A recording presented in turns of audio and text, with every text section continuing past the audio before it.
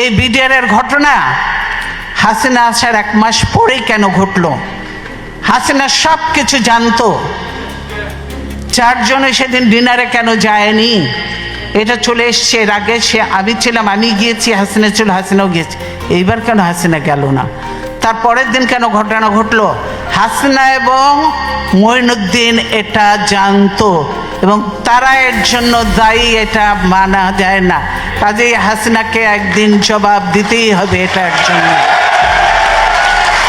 57 জন, হ্যাঁ আমি ক্ষতিগ্রস্ত হয়েছি, আমার ছেলেদের হয়েছে, তারপরেও আমি বলবো 57 জন ভালো ভালো অফিসার কিভাবে মারা হয়েছে তা চিন্তা করা যায় না।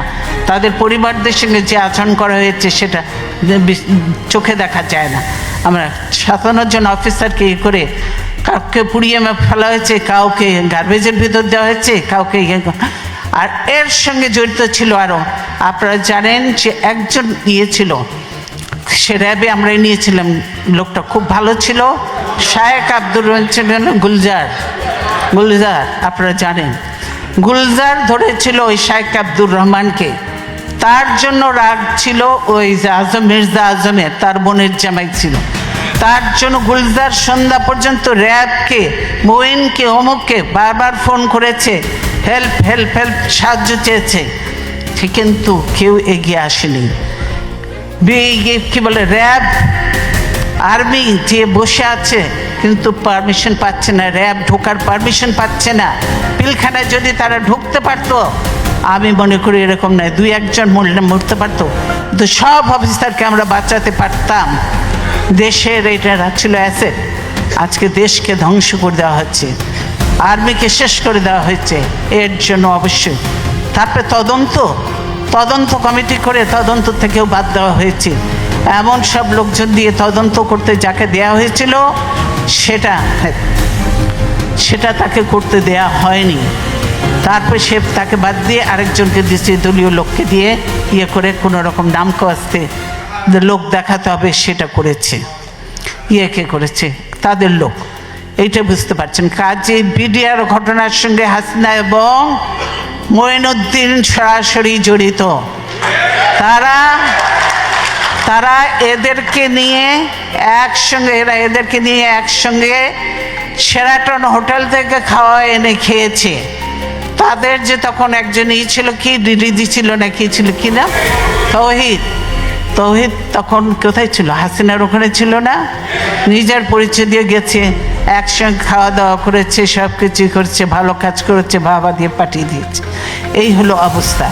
কাজে শুধু এই ঘটনা নয়, হাসিনা অনেক কিছুর সঙ্গে জড়িত এবং বর্তমানে যে জঙ্গি তোলা হচ্ছে বিদেশিদেরকে ভয় দেখানোর জন্য, যে এই দেখো আমি ক্ষমতা থেকে গেলে এই দেশে জঙ্গিদের উত্থান হবে, এই দেশে এইভাবে মানুষ হত্যা হবে, হবে। সেই জন্য তারেক বলেছে, আমি আর বলবো না, এই যে বলেছে, আমি শুধু ছবিটা দেখাতে চাই, অ্যালার্মিং কথাটা, অ্যালার্মিং, হ্যাঁ ছবি দিয়েছে মানব জমিন, বুঝেছেন? বলছে কি, সিজারকে গুলি করা হয় কাছ থেকে, বন্ধ ছিল সড়ক বাতি বন্ধ ছিল কেন? তার জন্য দায়ী কি বিএনপি? সরকার দায়ী হতে হবে। কেন ছিল? ডিপ্লোম্যাটিক এরিয়া ওটা, সেখানে বাতি বন্ধ থাকার কথা নয়, বাতি বন্ধ থাকা। আর এখানে জড়িয়ে দিল বিএনপি, সেই আমাদের কাইয়ুমকে জড়িয়ে দিল, যে কাইয়ুম মোটেই না। এই হলো এত মিথ্যা। হাসিনা মিথ্যে কথা বললো, মানে প্রতিনিয়ত হাসিনা মিথ্যে কথা বলছে এবং মানুষের উপরে অত্যাচার চালাচ্ছে।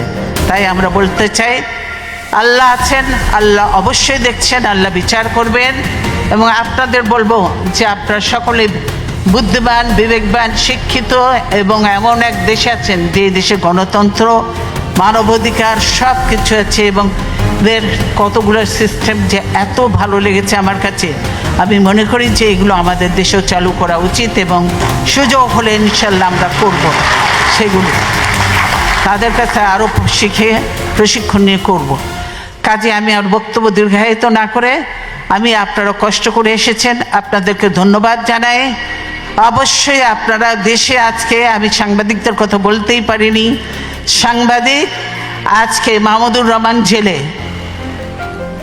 অপরাধবিহীন, তারপরে সাগররুনির কোনো বিচার আজ পর্যন্ত হয়নি। শওকত মাহমুদ জেলে, প্রেস ক্লাব আজকে আওয়ামী লীগের দখলে। এখন সুপ্রিম কোর্ট বারও দখলের চেষ্টায় আছে, বার কাউন্সিল তো কোনো রকম করেছে, ওটা নিয়েও একটা ভেজাল লেগে আছে। এই হলো অবস্থা। সব দলীয়করণ আর দখলীকরণ চলছে জমি জায়গা থেকে আরম্ভ করে। সেই বাংলাদেশ এখন মুসলমান, হিন্দু, বৌদ্ধ, খ্রিস্টান কোনো ধর্মের মানুষ নিরাপদ নয়, এবং যত দুর্ঘটনা ঘটছে তার সঙ্গে হাসিনা এবং আওয়ামী লীগ সরাসরি জড়িত, এবং তার পুলিশ বাহিনী, পুলিশ এবং র্যাব এরা জড়িত। তাই আমি বিদেশিদের কাছে আহ্বান করব, এই র্যাবের ইউএন মিশন বন্ধ করতে হবে, র্যাবকে বন্ধ করে দিতে হবে, র্যাবকে যে গুলি টুলি সাপ্লাই দেওয়া হয় এগুলো বন্ধ করতে হবে, নাহলে বাংলাদেশের নিরীহ মানুষরা মরবে, বিদেশিরাও মরবে, এবং এইগুলো সব বন্ধ করতে হবে। র্যাব, পুলিশ, এদেরকে, পুলিশ এই দেশে দেখেছি পুলিশরা হলো জনগণের সেবক, জনগণের নিরাপত্তা দেয় এরা, অথচ বাংলাদেশের পুলিশ জনগণকে ধরে নিয়ে যে ঘুষ নেয়, না হলে গুলি করে হত্যা করে জঙ্গলে ফেলে দেয়। এই হলো বাংলাদেশের পুলিশের অবস্থা। কাজেই আমরা খুব একটা খারাপ সময়ের মধ্যে দিয়ে বাংলাদেশ যাচ্ছে, আমরা অত্যন্ত কষ্টের মধ্যে আছি। তারপরও আমি এতদিন গণতন্ত্রের জন্য সংগ্রাম করেছি, এখন অনেক বয়স হয়েছে, তারপরেও বিশ্বাস আছে, আস্থা আছে, আল্লাহর উপর বিশ্বাস আছে এবং আল্লাহর রহমত আছে। গণতন্ত্র শেষ লড়াই পর্যন্ত আমি চালিয়ে যাব, এবং দেশে গণতন্ত্র পুনঃপ্রতিষ্ঠা করে ইনশাআল্লাহ তারপরে দেখা যাবে, আল্লাহ যা কপালে লিখছে তাই হবে। তাই আমি আপনাদেরকে অনেকদিন পর দেখা হলো, আবার কবে দেখা হবে জানি না, কিন্তু বলতে চাই আপনার প্রবাসে থেকে বাংলাদেশে কারো কথা বলার কোনো সুযোগ নয়, কোনো সাংবাদিক কিছু লিখতে পারে না, ধরে নিয়ে চলে যাবে, মামলা দিয়ে জেলে ভরে দেবে, কেউ পারে না।